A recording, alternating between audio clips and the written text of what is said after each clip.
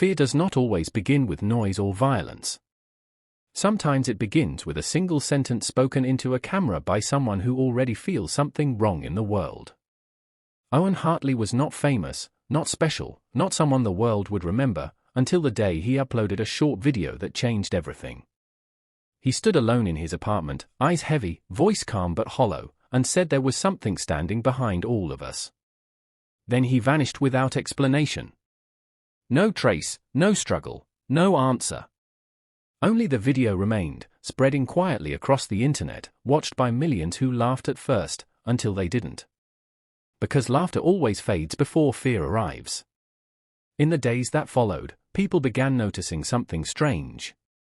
Not a sound, not a shadow, but a feeling. An unbearable certainty that they were no longer alone, even when every door was locked and every room was empty. They would turn around suddenly, convinced something had moved just out of sight. Nothing was ever there. But the feeling didn't go away. It grew stronger each time they remembered the video, as if awareness itself was feeding something unseen. Dr. Ethan Graves initially called it mass suggestion. A psychological echo. A shared illusion born from fear spreading online. But science has limits, and limits break when patterns refuse to behave like they should. His assistant was the first in his circle to break. She stopped sleeping. She stopped staying in rooms with mirrors. Then one day she simply didn't come back. No explanation, no body, no closure. Just absence, like Owen before her. That was when Ethan stopped speaking in theories and started looking for answers. Mia Hartley refused to accept her brother had disappeared for nothing. She studied every frame of Owen's video until exhaustion became normal. At first there was nothing unusual. Just Owen, tired and still. But then she saw it, something wrong in the reflection behind him. A shape that did not belong, too still to be human, too precise to be random. Once seen, it could not be unseen. And once shared, it could not be contained. From that moment, the world stopped feeling safe. Reports multiplied. People described the same sensation across different countries, different languages, different lives. The feeling of being watched from behind became universal, like a silent infection spreading through thought alone. Then came the next stage. Whispers when no one was speaking. Breathing when no one was near. And finally, people who would simply stop responding to the world entirely, walking away from cameras, from rooms, from reality itself, as if answering something no one else could hear. Ethan and Mia worked together as everything around them began collapsing into the same pattern. One volunteer experiment changed everything. A sealed room. Constant surveillance. No possibility of interference. The subject remained calm until the exact moment she froze and whispered that it was closer. Every monitor failed at once. When systems returned, she was gone. No exit. No breach. No explanation that made sense. Only a single corrupted frame showing something standing where no human should be able to stand. After that, denial became impossible. Mia eventually found Owen's notes, written before the world ever noticed anything wrong. He had seen it first in reflections, always just behind him, always slightly closer than before. He wrote that it did not feel like an attacker. It felt like awareness itself becoming aware of him. Like something learning through being noticed. The final entry was not a warning. It was an admission. It doesn't want to kill us. It wants us to notice it. And once something is noticed, it does not disappear again. Months later, the world had changed. Mirrors were covered. Screens were avoided. Reflections became something people feared more than darkness itself. But fear does not stop discovery. It only spreads it further. Because you cannot unsee what you already understand, and then the final message appeared. Owen again. Older. Broken. Speaking as if every word cost him something. He said he had found where they go. That they were not gone. That something else was happening beyond perception. And then he looked up mid-sentence, eyes locking onto something just off camera, something standing too close for comfort. His expression collapsed into pure terror before he managed to point toward the viewer, as if he could see through the screen itself. His last words were not a warning meant for everyone. They were meant for you. It knows you can see it now. And after that, nothing stayed the same again. After Owen's final message spread across the world, reality did not explode or collapse in a dramatic instant. It changed slowly, in ways people could not immediately prove, but could no longer ignore.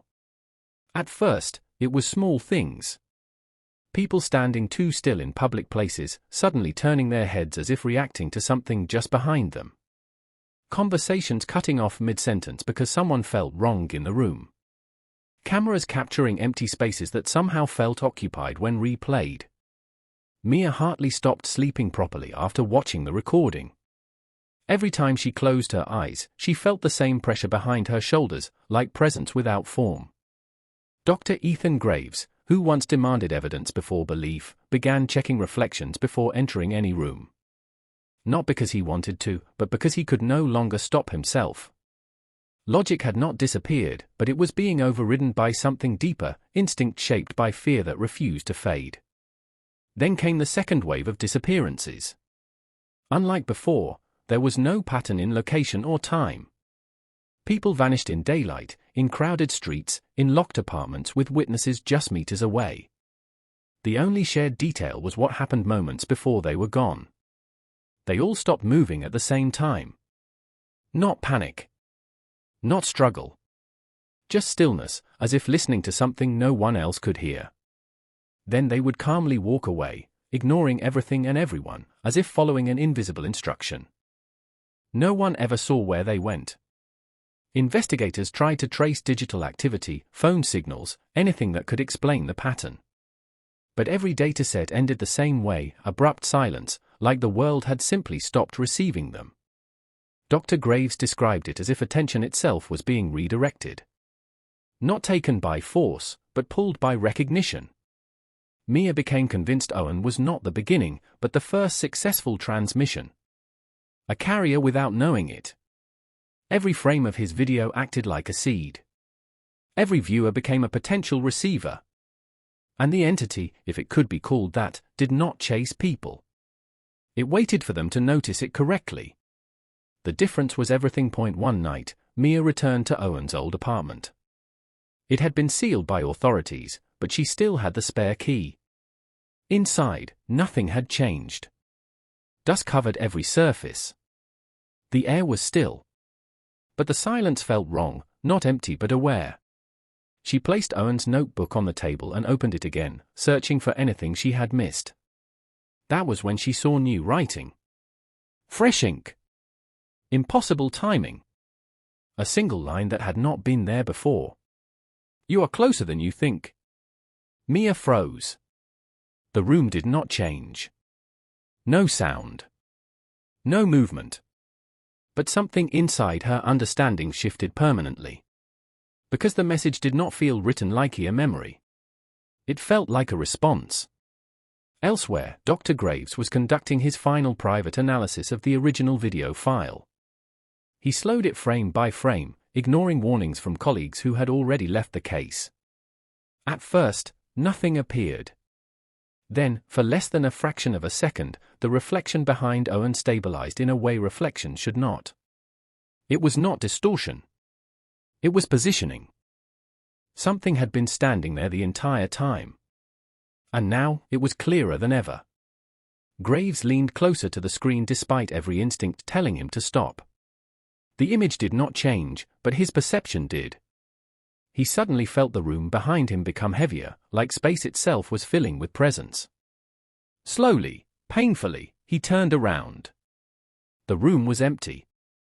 But the certainty remained. Something had learned how to stay just out of sight.